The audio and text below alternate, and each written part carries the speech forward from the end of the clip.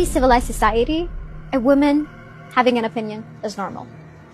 In Sudan, Oh yes, another lecture from the UAE self-appointed school teacher of morality, a woman with a microphone funded by the state which bankrolls mercenaries and launders blood money, telling Sudan how to behave.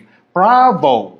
She says, in any civilized society, a woman having an opinion is normal. True. In any civilized society, a woman isn't jailed for a tweet, deported for speaking out, or forced into silence by state security. But that's exactly what happens in your Mars-reaching nation. Ask Princess Latifah, by the way. Ask Ala as-Siddiq, who mysteriously died in exile after daring to criticize the mighty rulers of the UAE. so when a woman dares to speak, the Muslim Brotherhood everywhere rushes to silence her. You know, I was about to sleep, but I just couldn't resist shutting up a liar. You say Sudanese women are voiceless? The country of Fatima Ahmed Ibrahim, who sat in parliament when your almighty rulers didn't even allow women to drive.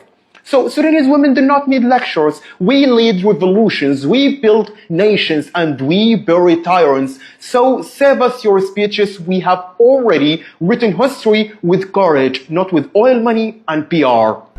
When I spoke about the Hamas of Africa, the drug lords who control Port Sudan with the blessings of Colombian cartels and Hezbollah network. She says Sudan is run by drug lords with Hezbollah and Colombian cartels. You know what? This is interesting because the world's watchdogs, UNODC, Europol, Transparency International, all say the world's favorite laundromat for cartel money is Dubai. It's not Port Sudan, not Omdurman, but it's Dubai.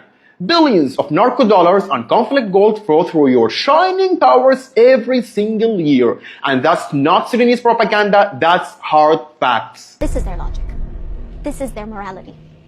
It's not just how they speak to me, it's how they speak to their mothers, to their sisters, their wives. And of course, she's crying about being insulted online. They called me names, they cursed me, oh you poor little thing. You know what? Meanwhile, your government is funding a small project back there in Sudan called the RSF militia, which accused of raping women in Darfur, burning children alive, massacring families, whole communities. But yes, please center yourself because someone on Twitter called you a mouse. It mirrors what their army does to women in Sudan. Over 70% of Sudanese women report sexual violence. Then she says 70% of Sudanese women suffer sexual violence. False and invented. Show me the actual data for that. Meanwhile, Human Rights Watch and Amnesty have documented systematic abuse of migrant women in your country. Maids beaten, passports confiscated, women driven into suicide in your high skyscrapers. And those numbers, they are real.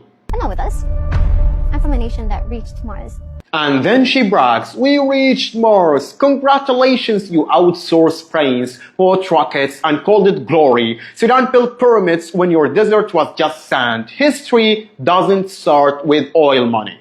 And here comes the truth. Sudan is currently bleeding because your country fuels its killers. You host Hamid's family, you bankroll the RSF, you flood Sudan with weapons, and then you have the audacity to point fingers at the very army fighting to defend civilians. So, Madame Mars Mission, before you preach dignity, remember, your country silences women, enslaves workers, launders cartel money, and sponsors genocide across the world. That's your legacy. We will not let you polish it with empty speeches. Not today, not ever. And maybe next time, aim for honesty before Mars. Have a good night.